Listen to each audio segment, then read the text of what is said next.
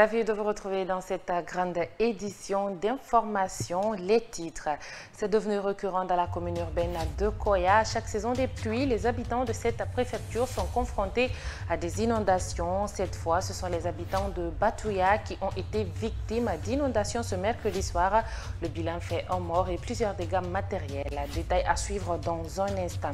Les résultats officiels du brevet d'études du premier cycle, la session 2025, ont été publiés ce jeudi par le ministère de l'Enseignement préuniversitaire et de l'Alphabétisation. Cette année, le taux d'admission au niveau national s'élève à 53,96%. Pour la région de Conakry, c'est Aïssatou à Bolaro Baldé qui a été première. Dans sa famille, c'est la joie et l'ambiance qui étaient au rendez-vous.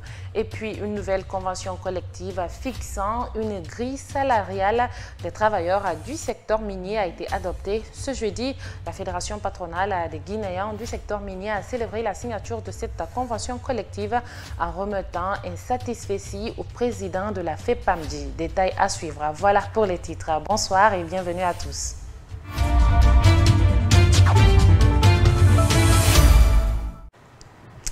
Les habitants de Bantouya, un quartier de la commune urbaine de Koya, ont été surpris par une inondation dans la soirée du mercredi. La forte pluie tombée dans la ville en est la cause principale. Conséquence, un mort et des dégâts enregistrés. Les sinistrés demandent de l'aide pour éviter le pire dans l'avenir. Mohamed Lamine Dafé. Sekou Gueye est celui qui a trouvé la mort par noyade au quartier Batouya, à la sortie de la ville de Koya, sur la route de Kindia. Âgé de 6 ans, l'enfant a été emporté par l'eau de la rivière Sarinka, envahi par la pluie torrentielle dans la soirée de ce mercredi. Dans la famille mortuaire, la tristesse domine les parents de la victime. Abdurrahman Gueye, père de la victime, est revenu sur les circonstances de la mort de son enfant. Les enfants étaient en train de jouer jusqu'à vers 14 heures. Après, ils sont partis pour se laver leurs pieds. Une de ses chaussures a échappé. Ils partaient pour prendre ça. L'eau l'a emporté. Son grand frère est venu nous informer les gens. Ils sont partis au secours. Mais j'étais presque mort. Cette perte, elle est douloureuse. Parce que les enfants, ils sont vraiment trop sentimentaux. Ce n'est pas la première fois qu'un tel sinistre se produit à Batouya, selon les habitants. Sur le terrain, les risques sont visibles et réels. La plupart des occupants sont installés non loin de la rivière, ce qui représente un danger pour eux. Des ponts construits permettant la traversée sur la rivière sont inaptes et les citoyens oublient tous les risques de glissade pour se retrouver dans l'eau. Le président du conseil des quartiers Kandesila appelle à l'aide. Les circonstances sont douloureuses. C'est un fait qui est récurrent dans notre quartier.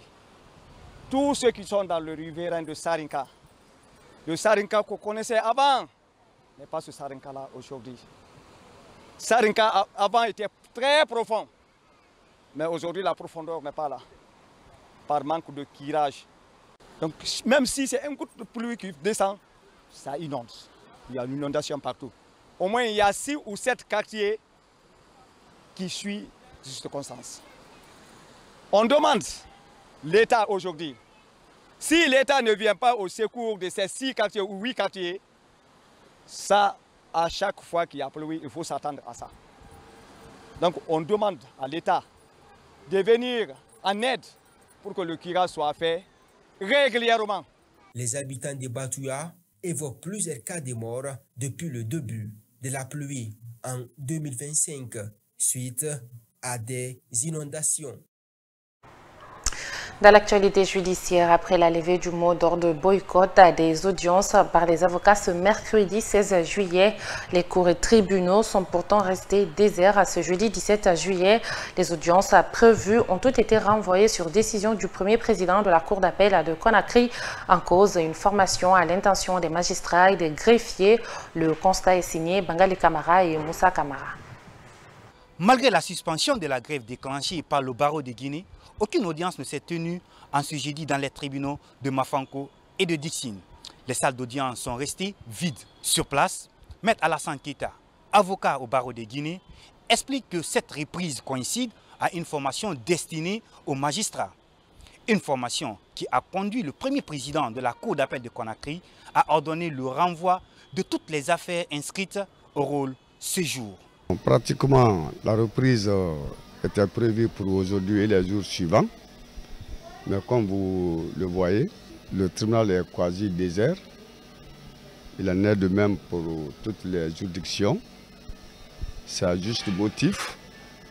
C'est parce que simplement la fin de la grève va coïncider à une session de formation, à ma connaissance, de certains magistrats et des chefs de greffe. Après plusieurs semaines de suspension des audiences, Maître Keita redoute un allongement des délais de traitement de certains dossiers. Selon lui, la reprise des procès devra suivre un processus conforme aux procédures judiciaires. En principe, oui, mais vous savez, il y a une procédure. Les magistrats peuvent programmer et invoquer les dossiers, évoquer les dossiers, juste pour permettre aux gens de prendre de connaissance. Mais pour les vraies audiences, il faut que les procédures, les dossiers soient relancés. Et souvent, cela obéit à une certaine procédure. Les regards sont désormais tournés vers la semaine prochaine, avec l'espoir d'une reprise effective des activités judiciaires dans les différentes juridictions du pays. Justice a toujours le procureur de la République après le tribunal de première instance de Sigiri, Ibrahima Ankamara, brise le silence après la manifestation des jeunes contre la pollution des cours d'eau. À la faveur d'un point de presse, il dit avoir entamé des enquêtes sur l'affaire. Ousmane Osekondé. Le procureur de la République près le tribunal de première instance de Sigiri, Ibrahima Ankamara, prend la parole après la manifestation pacifique des jeunes de Sigiri contre une dégradation préoccupante de l'environnement marquée par une pollution avancée des cours d'eau et des atteintes graves aux écosystèmes. Ibrahima Ankamara déclare avoir signé une réquisition pour des fins d'enquête et d'interpellation. Ces événements ont eu lieu, le procureur était à Conakry. Depuis que je suis arrivé, le samedi déjà, j'ai donné instruction aux agents d'aller en bordure du fleuve, vérifier si effectivement il y avait des zones de pollution. Donc la mission là a été faite, le préfet même s'était joint à cette mission.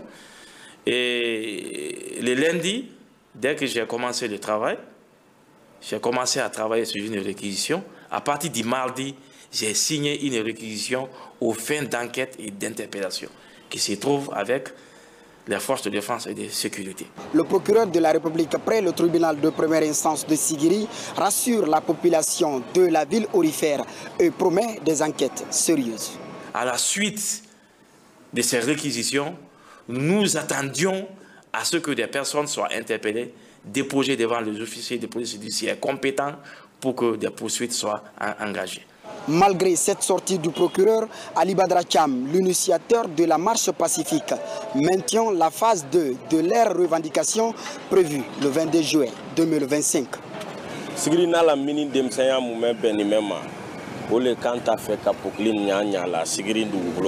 La jeunesse de Sigiri a décidé de ne plus voir les machines Pouclin et les Sinois ici à Sigiri. Nous mènerons cette enquête avec la mission qui viendra de Conakry pour leur montrer les réalités. Donc c'est toute la jeunesse de Sigiri qui est conviée dans cette lutte. Ce qui concerne notre programme de marche pacifique le 22 juillet, nous ne sursoirons à cette décision jusqu'à l'atteinte de notre objectif. Dans le 22 programme, il faut retenir qu'une large partie de la population de la préfecture de Sigiri réaffirme son engagement dans la lutte contre la dégradation de l'environnement.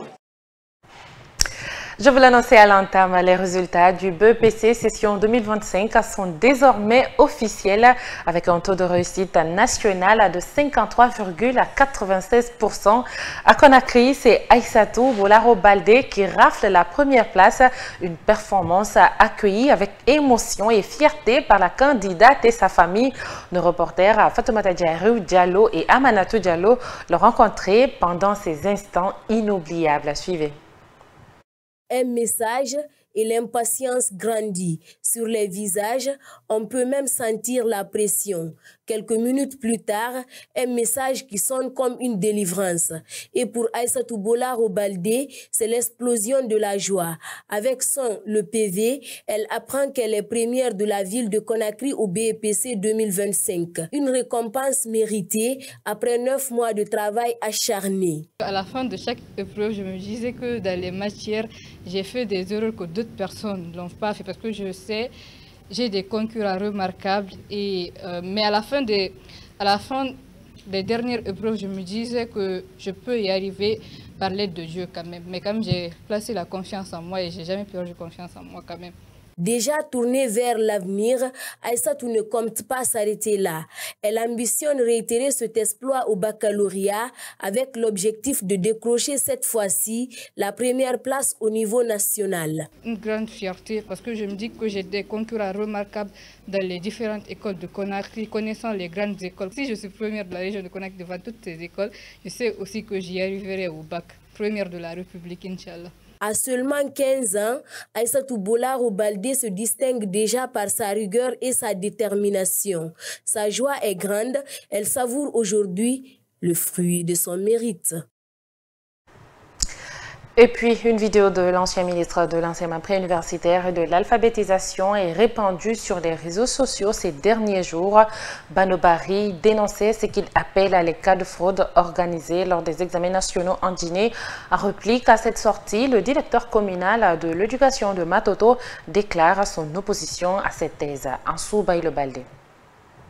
Sekou Kaba, directeur communal de l'éducation de Matoto, reconnaît qu'aucun examen n'est à 100% régulier, mais pour lui, cela n'entache à rien le bon processus. Sa communication fait suite à la sortie de l'ancien ministre de l'enseignement préuniversitaire et de l'alphabétisation, Banobari. J'avoue d'abord qu'aucun examen n'est à 100% clair. Il y a au moins quelques irrégularités qui n'entachent pas la régularité des examens. Vous savez, avant tout le monde pensait qu'il y avait la création des centres fictifs, mais j'insiste, je persiste, et aucun centre n'est fictif dans les examens nationaux. Tu ne peux pas. Aucun DCE, aucun inspecteur, aucun directeur général des examens ne peut créer un centre fictif. Par exemple, au baccalauréat, les délégués sont nommés par M. le ministre. Parlant de prétendus candidats non inscrits et qui passent leur examen, le directeur communal de l'éducation de Matoto répond en ces termes. Vous n'êtes pas sans savoir, depuis plus de 2 ans, les candidats sont inscrits à base de leur admission. Tous ceux qui ne sont pas admis dans un examen précédent ne peuvent pas faire le baccalauréat. Si c'est le BEPC, ne pourrait pas faire ce qu'on appelle le BEPC si c'est le CEE. Vous avez vu l'année dernière, même le CEE, l'inscription était en ligne.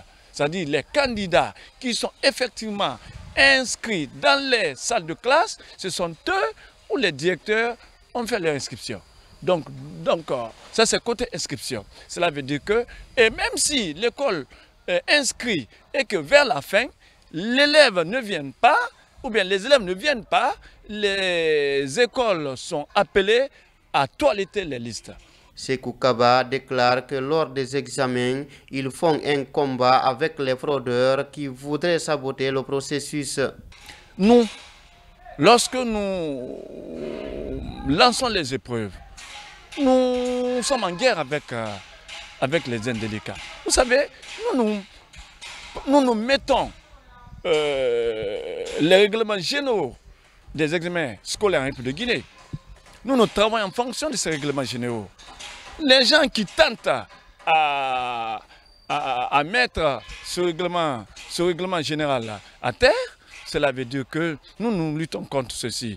Vous savez, moi cette année par exemple, les gens qui sont venus composer à la place des autres, ils ont été arrêtés, mis à la disposition de la gendarmerie. Ça, c'est ça que je peux le faire. C'est ça, c'est mon droit et le plus absolu. Parce qu'un candidat, c'est celui-ci qui doit venir composer pour lui-même. Et la Fédération patronale des Guinéens du secteur minier a célébré ce jeudi 17 juillet 2025 l'adoption d'une nouvelle convention collective fixant une grille salariale. La cérémonie organisée au siège de la Fédération a été marquée par la remise d'un satisfecit à Ahmed Kanté, président de la FEPAMGI, en reconnaissance de son engagement en faveur du dialogue social et du développement du monde du travail en Guinée. Djiba Bari et Ousmane Kamara. L'événement a réuni les représentants syndicaux, les membres du patronat du secteur minier, des partenaires stratégiques et l'inspection du ministère du Travail et de la fonction publique. Toutes les parties prenantes ayant contribué à l'élaboration de cette convention se sont félicitées de ce qu'elles considèrent comme une avancée majeure au bénéfice de l'intérêt général, témoigne Mohamed Ouattara, inspection générale du travail. Les négociations ont pris beaucoup de temps. Mais les négociations étaient aussi caractérisées par la courtoisie, par l'ambition d'améliorer les conditions de vie des travailleurs et de rendre le secteur minier beaucoup plus attractif sur le plan de l'emploi et sur le plan du travail. Alors, moi, mon travail essentiel, ma mission essentielle définie par le Code du travail et par des conventions internationales est de veiller à l'application des normes du travail. Et ce travail-là, nous comptons bien le faire. Les règles sont là, elles ont été édictées, elles sont promulguées, signées. Maintenant, nous allons rentrer très bientôt dans la phase de l'application. Après 3 ans de négociations, la convention collective datant de 1991 a enfin été révisée pour mieux refléter la réalité actuelle du secteur. Une avancée saluée par Marliatou Diallo, secrétaire générale adjointe de la Fédération des mines du CNTG et membre du bureau confédéral. On a jugé nécessaire à travers les autorités de faire une révision et signer et passer ensuite à cette application pour le bonheur de tous les travailleurs. Nous devons mettre une équipe, nous sommes en train de revoir la grille de cadran catégoriel du secteur minier et nous allons mettre un comité de travail tripartite, c'est-à-dire présidé par l'inspection générale du travail, le syndicat et les patrons. Le président de la FEPAMGI, Ahmed Kanté, a exprimé sa gratitude à l'ensemble des acteurs impliqués dans ce processus. Pour lui, cette réussite est loin d'une œuvre individuelle. Vous savez, le plus souvent, ça peut se cristalliser en une personne, mais aucune œuvre n'est individuelle. Je pense que c'est l'équipe collective de négociation qui a été reconquis aussi par la confiance absolue que le président de la CGGI, M. Ansoumane Kaba, a eu en nous pour nous donner la lourde tâche de représenter le patronat dans ces négociations. Et comme vous l'avez constaté autour de cette table, c'était très convivial et le tout s'est passé très bien. Et c'est comme ça que le pays va se construire. Ce n'est pas sur des rivalités entre le patronat et les syndicats, mais plutôt c'est sur une symbiose, un partage de préoccupations, un partage des soucis, des expériences, pour qu'ensemble, le pays puisse aller de l'avant. Et c'est ce que... De la danse à la musique, l'artiste guinéen Hassan Wahab Bari, alias Fulani Boy, ayant représenté la Guinée au festival Sika 2022 et invité d'honneur à Sika 2023 au Cameroun, franchit une nouvelle étape dans sa carrière. Il vient de signer un contrat de production avec une maison, marquant ainsi un tournant dans son parcours musical. La cérémonie de signature s'est déroulée à la Maison de la Presse en présence de nombreux acteurs du monde culturel. Il s'est confié au micro de Germaine Mansaré et de Hadjama Aïssata Kamara. Suivez. Aujourd'hui, c'est le résultat d'un travail de 23 ans. Parce que Black Jackson est créé en 2002. Et quand vous prenez 2002-2025, ça fait 23 ans. 23 ans, on entend de travailler ce qu'on appelle l'art. 23 ans, on entend de chercher à vendre l'image du pays positivement.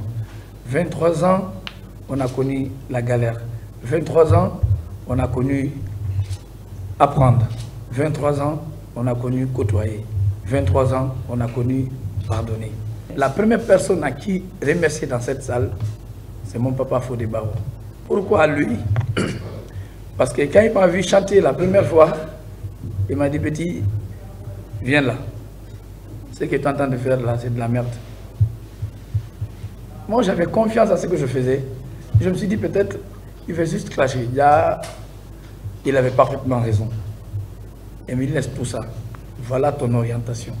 Fais ça. Avec ça, tu vas réaliser tes rêves. Et aujourd'hui, c'est ce qu'il a dit, c'est ce que je suis en train de voir aujourd'hui, dans cette maison de la presse. Parce que c'est là où il m'a orienté, qui m'a permis de découvrir une maison de production. S'ils n'avaient pas suivi ce qu'il m'a dit, je n'allais pas avoir de maison de production parce que j'avais un blocus. Et pour finir, la première journée d'immersion inter-ivoirienne pour les petits explorateurs de l'édition 2025 de la colonie de vacances organisée par l'agence de voyage et de tourisme Mondial Express. Les jeunes ont visité le centre administratif d'Abidjan en passant par la cathédrale, célèbre cathédrale Saint-Paul du Plateau. Dans la matinée du mercredi 17 juillet, dans l'après-midi, ils ont mis le cap sur le village artisanal de Grand Bassam où ils ont ramené des articles en guise de souvenir. Reportage à Mamadou Tanouba. Les petits explorateurs ont vécu une première journée d'immersion très enrichissante dans la capitale ivoirienne.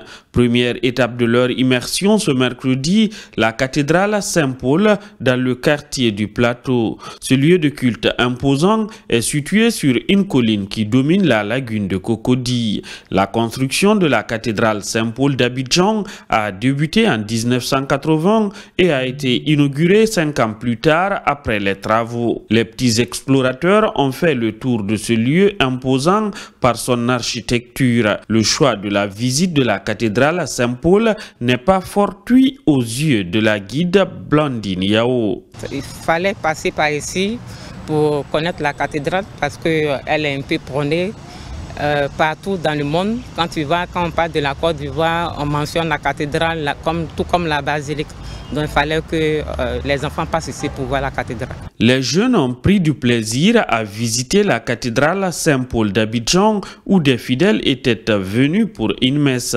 Christine Labobo-Collier est émerveillée. Par rapport à la cathédrale, c'est immense, c'est spacieux, vraiment c'est joli et tout ça. Nous avons vu aussi les monuments, tout ça là. Je suis tellement émerveillée parce que j'ai jamais vu une église comme ça auparavant.